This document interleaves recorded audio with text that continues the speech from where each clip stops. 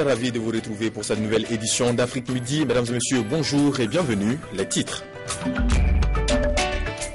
Le MNLA prêt à négocier avec Bamako, c'est le message de Dioncounda Traoré, le président par intérim du Mali.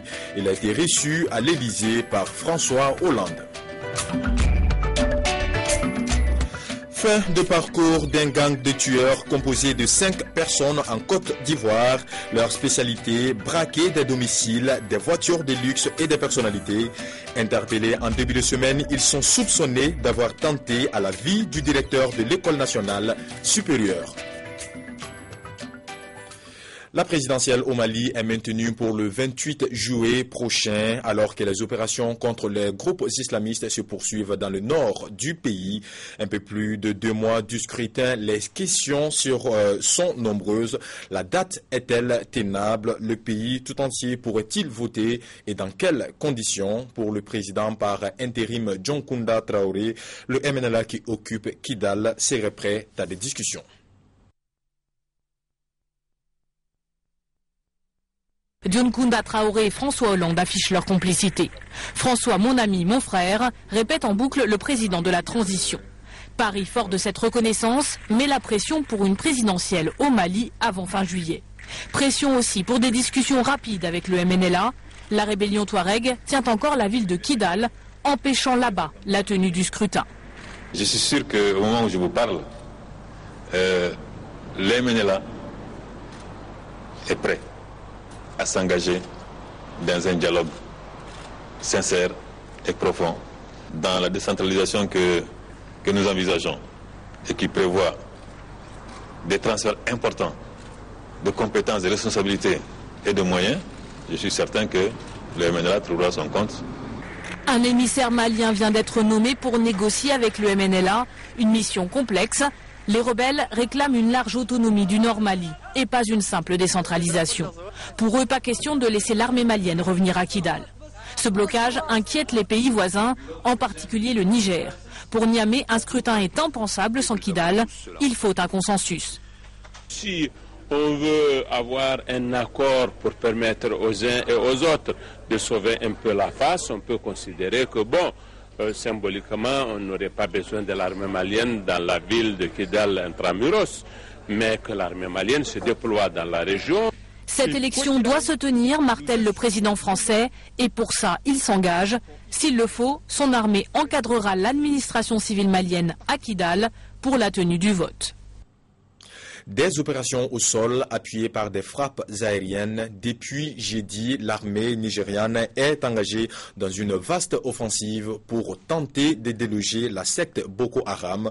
L'état-major affirme viser chacun de leurs bastions et pour empêcher les islamistes de fuir vers le Cameroun, des soldats sont aussi déployés tout au long de la frontière. Encore une guerre sans images. Pour savoir ce qui se passe dans le nord-est du Nigeria, il faut d'abord écouter les communiqués officiels diffusés dans le journal télévisé. Les soldats des forces spéciales ont réussi à détruire des camps de terroristes situés dans le nord et le centre de l'état de Borno. Mais les informations restent imprécises. Le porte-parole de l'armée a expliqué que plusieurs milliers de soldats sont mobilisés et que des frappes aériennes ont eu lieu. L'offensive fédérale est donc lancée contre les militants du groupe islamiste Boko Haram. Elle concerne 3 États, Borno, Yobe et Adamawa, qui étaient pour de larges parties contrôlés par ces rebelles qui disent se battre pour instaurer un État islamique dans le nord du Nigeria. Mardi, le président Goodluck Jonathan avait donné le feu vert, instaurant l'état d'urgence dans cette zone, expliquant que des mesures extraordinaires étaient nécessaires. Les informations qui nous parviennent du Nord, c'est que les gens ne veulent pas de l'état d'urgence, car cela les empêche de sortir, de s'occuper de leurs affaires, etc. Mais si cela permet d'obtenir la paix, En fait, la population redoute surtout d'être prise en tenaille. Boko Haram a multiplié les attaques ces derniers mois, mais les contre-offensives de l'armée nigériane sont tout aussi meurtrières. En 2009, l'attaque pour reprendre le contrôle de Maïdougouri, la capitale de Borno, avait fait au moins 800 morts. Au Zimbabwe, c'est Morgan Tsvangirai qui présentait son programme électoral. Le premier ministre se présente à l'élection présidentielle prochaine contre Robert Mugabe pour relancer la croissance du pays. Morgan Tsvangirai veut faire revenir les investisseurs et engager des réformes de fou dans plusieurs secteurs de la vie économique. Un programme à l'opposé de la politique du président sortant. Toujours dans l'actualité africaine, la situation politique en Guinée. Sur place, on enregistre une forte affluence pour les derniers jours d'inscription sur les listes électorales en vue des prochaines élections législatives. Reportage. À 1 mois et demi des élections législatives, ils sont venus par centaines se faire enregistrer sur les listes électorales. Une inscription indispensable pour obtenir des papiers d'identité, selon le gouvernement. Du coup, militants du parti au pouvoir comme de l'opposition, tous se sont déplacés au point qu'il a fallu prolonger de 2 jours les enregistrements. Résultat, 2 700 000 inscrits. On sait qui va voter, mais qui seront les candidats? Dans la rue depuis plusieurs semaines, l'opposition reste ferme. Pas question de participer à un scrutin qu'elle considère comme une mascarade. Elle conteste le fonctionnement de la commission électorale et réclame le vote des Guinéens de l'étranger. Nous ne participerons pas à ces élections qui auront lieu le 30 juin tant qu'un dialogue ne sera pas ouvert pour qu'on puisse aplanir nos divergences.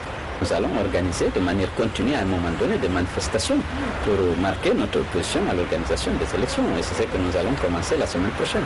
La date du dépôt des candidatures a été repoussée d'1 semaine. L'opposition a jusqu'au 19 mai pour prendre une décision définitive. Et cette information, le rassemblement des salafistes prévu ce dimanche dans le centre de la Tunisie est finalement interdit. Les autorités ont justifié leur décision en raison des troubles à la sécurité publique que pose ce genre de rassemblement. Je l'ai annoncé en titre, fin de parcours d'un groupe de tueurs composé de 5 personnes en Côte d'Ivoire. Leur spécialité, braquer des domiciles, des voitures de luxe et des personnalités. La bande a été interpellée en début de semaine par des éléments de la police criminelle. Ils sont soupçonnés d'avoir tenté à la vie du directeur de l'École nationale supérieure et d'un officier en service à la direction de la police criminelle. Ils ne pourront plus attenter à la vie des populations ni commettre des braquages de véhicules à travers la ville d'Abidjan. Sangaré Soumaïla, Berté Yaya, Larmina Mokhtar, Doumbia Salif et Kwadio Kona Christian sont des éléments qui ont tenté d'assassiner le directeur général de l'école normale supérieure d'Abidjan ENS et un officier de la direction de la police criminelle le 14 mars dernier, selon les résultats de l'enquête diligentée par la direction de la police criminelle. Le directeur de cette direction, le commissaire Honoré Niagne, indique que l'arme de l'officier emportée lors de l'agression a été retrouvée au domicile de l'un des bandits à Yopougon. Au cours de l'interrogatoire, ce dernier a avoué avoir agressé, en plus de l'officier, le directeur de l'ENS avec 5 autres complices qu'il a dénoncés. Nous ferons en sorte de mettre hors d'état de nuit tous ceux qui écument nos populations et sèment la tristesse et la désolation au sein des familles. Et il faut les traquer jusque dans leur dernier retranchement, comme le veut le ministre d'État, ministre de l'Intérieur, pour que la destination Côte d'Ivoire soit de nouveau une réalité. Grâce à la collaboration entre la police criminelle et la population, des dizaines de bandits ont été mis hors d'état de nuit la semaine dernière par la police criminelle. Ces éléments, ajoute le commissaire Honoré Niagne, sont à la disposition du parquet près le tribunal de première instance d'Abidjan Plateau. Énergie électrique, bientôt la fin du calvaire pour la population de Cameroun. Les coupures intempestives ne seront plus qu'un mauvais souvenir. La panne survenue dans le 13e groupe de la centrale à gaz de Kribi est réparée. C'est la bonne nouvelle retenue de la réunion du comité de suivi des laitillages au ministère de l'eau et de l'énergie. Ils sont tous là, les tenants de la production et de la distribution de l'énergie électrique au Cameroun, pour faire le point comme de tradition de la fourniture de l'électricité dans notre pays. Et justement, des perturbations dans ce service public, il y en a eu depuis la dernière session. En cause, quelques arriérés dus par l'État aux partenaires impliqués dans l'exploitation des centrales du programme thermique d'urgence, mais aussi et surtout une panne survenue dans le 13e groupe de la centrale à gaz de Kribi.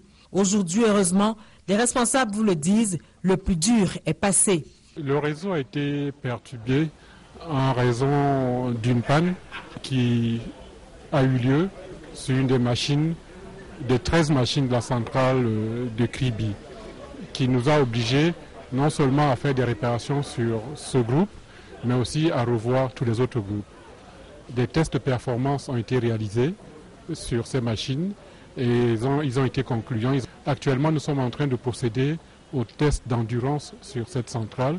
Tout rentre donc progressivement dans l'ordre. Et pour qu'il n'y ait plus d'électricité dans l'air, le ministre de l'Eau et de l'Énergie, Basil Atangnakuna, rassure les fournisseurs du PTU quant à l'appurement par l'État des factures impayées.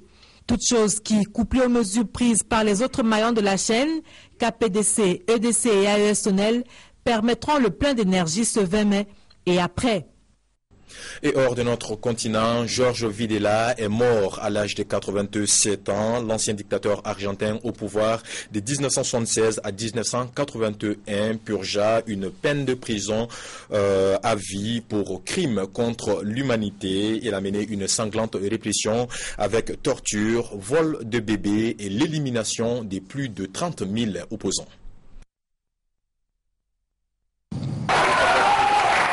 « 22 décembre 2010.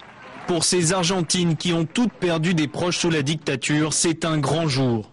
Jorge Videla vient d'être condamné à la réclusion à perpétuité pour crime contre l'humanité.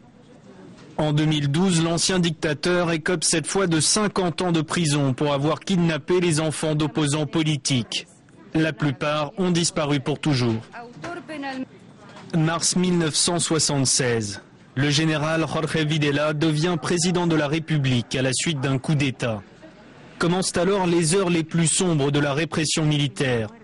Elle vise les opposants, les syndicalistes, les journalistes, les universitaires. En quelques années, près de 30 000 Argentins disparaissent après avoir été enlevés. Videla est président jusqu'en 1981. 4 ans plus tard, la démocratie a repris ses droits. L'ancien dictateur est condamné une première fois à la prison à vie pour crime contre l'humanité. Il est accusé personnellement de 66 assassinats et de centaines d'enlèvements et de cas de torture. Mais en 1990, il bénéficie d'une grâce présidentielle. 20 ans plus tard, la justice envoie finalement Jorge Videla finir ses jours dans une prison près de Buenos Aires. Il est mort dans sa cellule vendredi à l'âge de 87 ans, sans jamais montrer le moindre remords. C'est la fin d'Afrique Midi. L'information continue sur le www.africatelevision.com. Merci de l'avoir suivi. À très bientôt.